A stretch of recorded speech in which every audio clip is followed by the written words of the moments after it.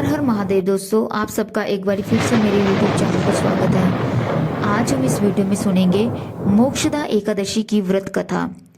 श्री अर्जुन बोले, हे भगवान, आप तीनों लोगों के स्वामी हैं, सबको सुख देने वाले हैं और जगत के पिता हैं, इसीलिए मैं आपको नमस्कार करता हूँ। हे देव, आप सबके हितैषी हैं, कृपा कर मेरे एक संशय को दूर कीजिए।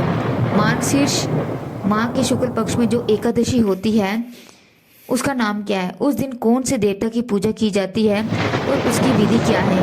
भगवान, मेरे इस प्रश्नों के विस्तार से उत्तर दीजिए, मेरे संदेह को दूर कीजिए, आपकी बड़ी कृपा होगी। भगवान कृष्ण बोले, हे अर्जुन, तुम अत्यंत उत्तम प्रश्न किया है, इसीलिए तुम्हारा यश संसार में फैलेगा। तुम ध्यान पूर्वक सुनो। मार्गशीर्ष माह के शुक्ल पक्ष की एकादशी अनेकों पापों को नष्ट करने वाली है। ये मोक्षदा के नाम से प्रसिद्ध है। इस दिन श्री दामोदर भगवान की पूजा धूप, दीप, नैवेद्य आदि से भक्ति पूर्वक की जाती है। हे अर्जुन, अब मैं एक पौराणिक कथा कहता हूँ। इस एकादशी के व्रत के पुण्य के प्रभाव से नरक में गए हुए माता पिता, पुत्र आदि को स्वर्ग की प्राप्ति होती है।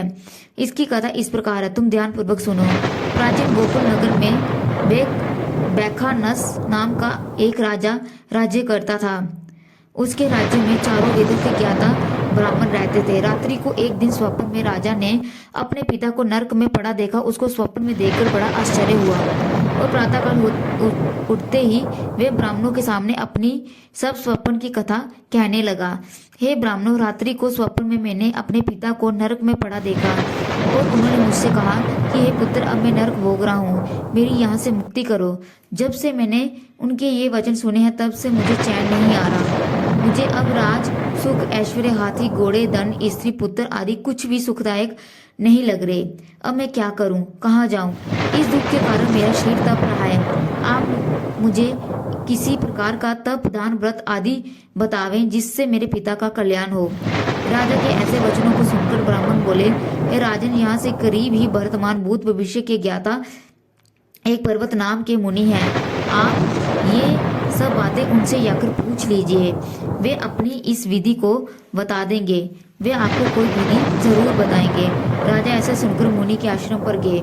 उस आश्रम में अनेकों शांतचित्त जोगी और मुनि तपस्या कर रहे थे। उस समय चारों वेदों के ज्ञाता पर्वत मुनि दूसरे ब्रह्मा के सामने बैठे थे। राजा ने जाकर उनको साष्टांग प्रणाम किया। पर्वत मुनि ने उनसे सांगोपांग सुख कुशल क्षेम पूछी। तब राजा बोले, हे देव ऋषि, आपकी कृपा से मेरा राज्य में सब कुशल है, परंतु अकस्मात एक विघ्न आ गया है जिससे मुझे अशांति हो रही है। अब आप कृपा करके मेरे इस संशय को दूर कीजिए।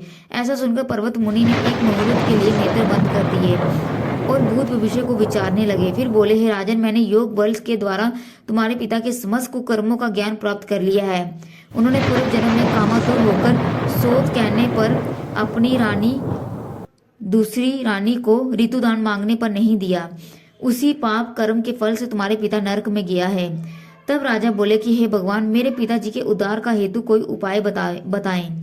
तब पर्वत मुनि बोले, हे राजन, मार्गशीर्ष मास के शुक्ल पक्ष में जो एकादशी होती है उस एकादशी के व्रत को करें और उस व्रत के पुण्य को अपने पिता के निमित्त संकल्प में छोड़ दें। उस एकादशी के पुण्य के प्रभाव से अवश्य ही आपके पिता की सद्गति होगी। मुनि के वचनों को सुनकर राजा अपने राज्य को आया और कुटुंब सहित मोक्षदा एकादशी का व्रत किया। उस व्रत के पुण्य से राजा ने अपने पिता को दे दिया, अर्थात संकल्प अपने पिता को दे दिया। उस पुण्य के प्रभाव से राजा के पिता को मुक्ति मिली और स्वर्ग में जाते हुए अपने पुत्र से बोला, हे पुत्र, तेरा कल्याण हो। ये कहकर स्वर्ग में चले गए। मार्गशीर्ष माह के शुक्ल पक्ष की मोक्षदा एकादशी को जो प्राणी व्रत करते हैं उनके समस्त पाप नष्ट हो जाते हैं और अंत में स्वर्ग लोक को जाते हैं। इस व्रत से बढ़कर मोक्ष देने वाला कोई व्रत नहीं है। इस व्रत कथा को सुनने व पढ़ने से वाजपेयी यज्ञ का फल मिलता है। ये व्रत मोक्ष देने वाला चिंतामणि के समान है। अगर आपको कथा अच्छी लगी हो तो वीडियो को लाइक कर दें, चैनल को सब्सक्राइब कर दें।